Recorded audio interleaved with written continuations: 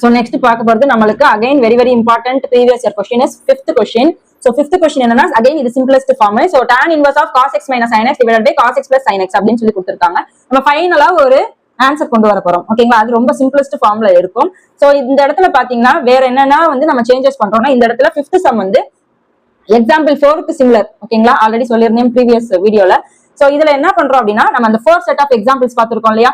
Previous videos போட்டு பாருங்க. 4 set of example how to remember it easily அப்படின்னு சொல்லி கொடுத்திருப்பேன். சோ அந்த tan inverse of cos x minus sin x divided by இது நான் எப்படி சிம்பிளஸ்ட் ஃபார்ம் கொண்டு வரதுங்கிறதுக்கு பதிலா என்ன பண்றோம்னா இன்ட்ரோடியூஸ் பண்றோம். நீங்களே பெருசா கொடுத்துருக்கீங்கன்னா அதுக்கு மேல பெருசா ஆக்க வேண்டாம் அப்படின்னு சொல்லி இன்ட்ரோடியூஸ் பண்றோம். என்ன இன்ட்ரோடியூஸ் பண்றோம்னா மேல காசும் கீழே காசும் இருக்கு இல்லையா?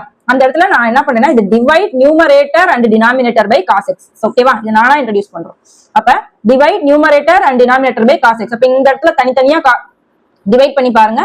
அப்ப இந்த இடத்துல cos x by cos x வரும் minus sin x by cos x divided by இந்த இடத்துல cos x by cos x plus symbol பாத்துக்கோங்க. சிம்பிள் ரொம்ப முக்கியம். அதே சிம்பிள் சேஞ்ச் கிடையாது. sin x divided by cos x. வெளியே என்ன இருக்கு? tan inverse அப்படியே தான் வந்துகிட்டே டிராவல் ஆயிட்டே இருக்கும் அந்த tan inverse வெளியே. நம்ம பிரச்சனை பண்ண போறது வந்து அந்த உள்ளுக்குள்ள இருக்கிறது தான். நீனே பெருசா கொடுக்குறேன், உன்னையோட நான் பெருசா கொடுக்குறேன். ஏன்னா நம்ம சிம்பிளிஃபை பண்றதுக்காக. சோ இந்த இடத்துல என்ன இது ரெண்டு கேன்சல் ஆகி ஒன்னா வந்துருமா? அதுக்கப்புறம் minus sin x by cos x. என்ன formula?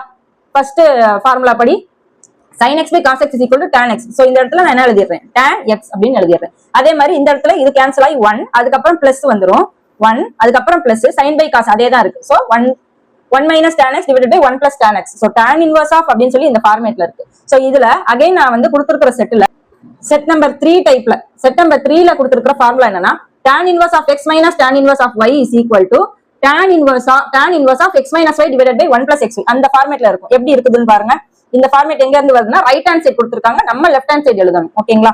So right hand side எப்படி நீங்க ஃபைண்ட் பண்ணுவீங்க? இந்த இடத்துல x க்கு பதிலா என்ன இருக்கு? ஃபர்ஸ்ட் இந்த ஃபார்முலா எப்படி ஞாபகம் வச்சிருப்பீங்கன்னு சொல்லி ஆல்ரெடி அந்த ஃபார்முலா வீடியோல கொடுத்திருக்கேன். இருந்தாலும் நீங்க என்ன சொல்றேன்னா tan inverse x minus tan inverse y. அப்ப இந்த இடத்துல நம்ம tan inverse வெளிய எடுக்கிறோம். tan inverse வெளிய எடுத்துட்டா ரிமைனிங் என்ன இருக்கும்? x minus y தான இருக்கும். அதான் நியூமரேட்டர். மைனஸ் இருந்தா நியூமரேட்டர்ல minus divided by 1 plus xy அப்படின்னு சொல்லி எழுதிக்கணும். ஓகேவா?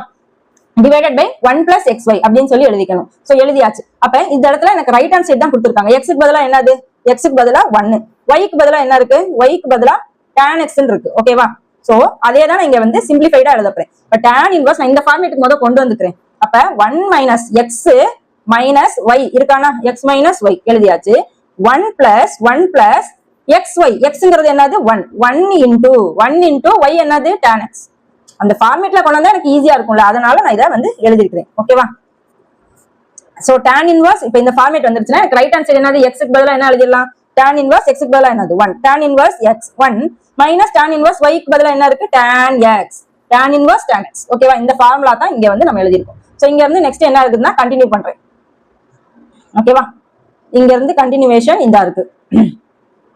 கண்டினியூ.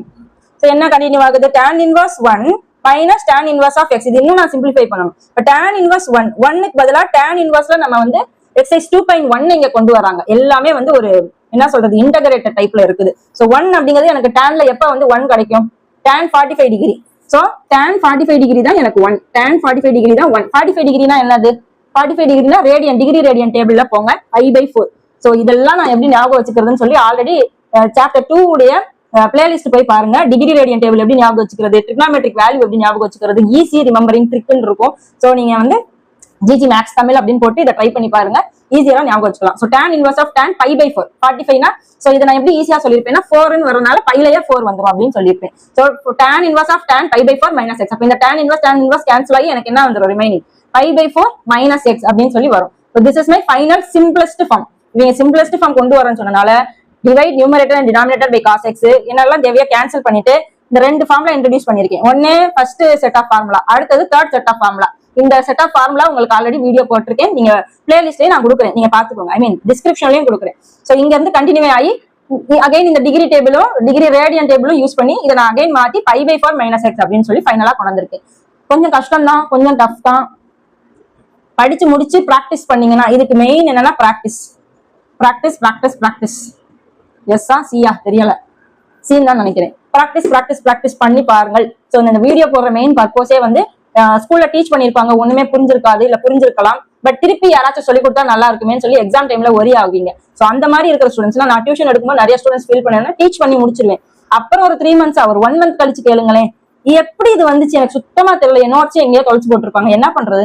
அப்ப இந்த வீடியோஸ் எல்லாம் நீங்க வந்து பிளேலிஸ்ட்ல உங்க வாட்ச் லேட்டர்ல சேவ் பண்ணி வச்சுக்கோங்க. ஓகேங்களா? சோ நெக்ஸ்ட் நம்ம 7th 9th சம் பாத்திரலாம். ஓகேங்களா?